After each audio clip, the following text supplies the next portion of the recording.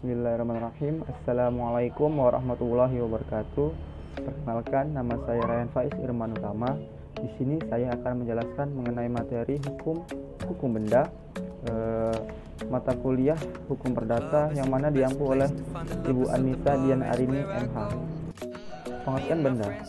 Menurut Profesor Sudirman Kartohadiprodjo, benda adalah semua barang yang berwujud dan hak, kecuali hak milik. Sedangkan menurut Profesor Subekti, benda dalam arti luas adalah sesuatu yang dapat dilihat oleh seseorang, dan benda dalam arti sempit adalah barang yang dapat terlihat saja. Dasar hukum kebendaan.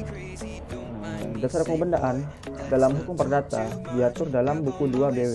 Kemudian yang kedua, menggunakan sistem tertutup. Kemudian yang ketiga, bersifat memaksa. Nah, hukum benda juga diatur dalam yang pertama, hak kebendaan menurut UU PA pasal 16 nomor 6 tahun 1960 tentang hak-hak atas tanah.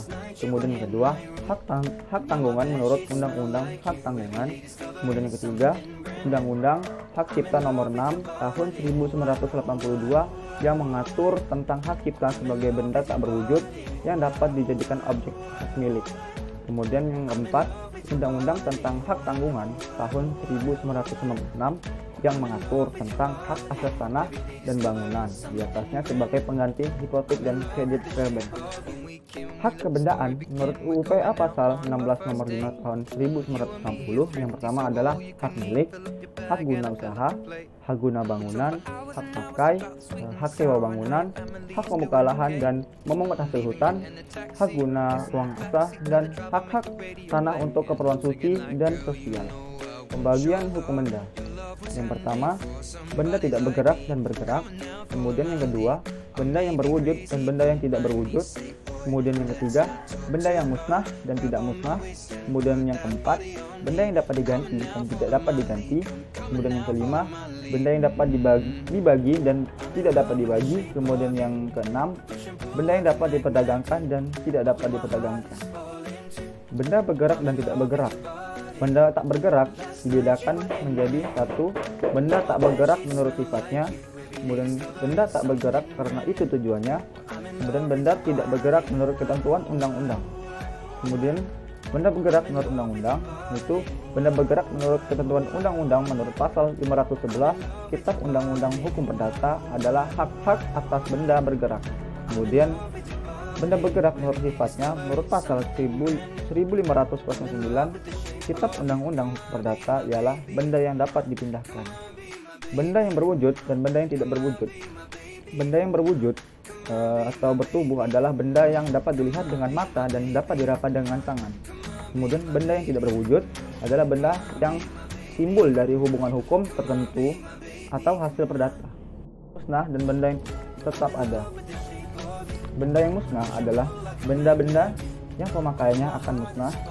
Kegunaan atau manfaat dari benda-benda ini justru terletak pada pemusnahannya. Kemudian benda yang tetap ada.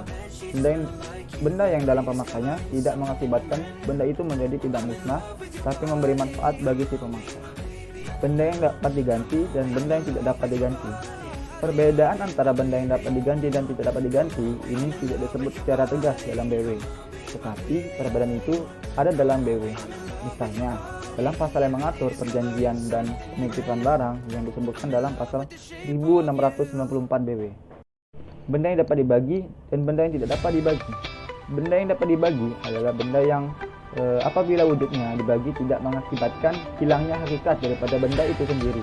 Kemudian benda yang tidak dapat dibagi adalah benda yang apabila wujudnya dibagi mengakibatkan hilangnya atau lenyapnya hakikat benda itu sendiri. Yang dapat diperdagangkan dan tidak dapat diperdagangkan. Benda yang dapat diperdagangkan adalah benda yang dapat dijadikan objek suatu perjanjian. Sedangkan benda yang tidak dapat diperdagangkan adalah benda yang tidak dapat dijadikan objek pokok suatu perjanjian di lapangan. Sekian presentasi dari saya. Kurang lebihnya saya mohon maaf. Wabillahi taufiq wal hidayah. Wassalamualaikum warahmatullahi wabarakatuh.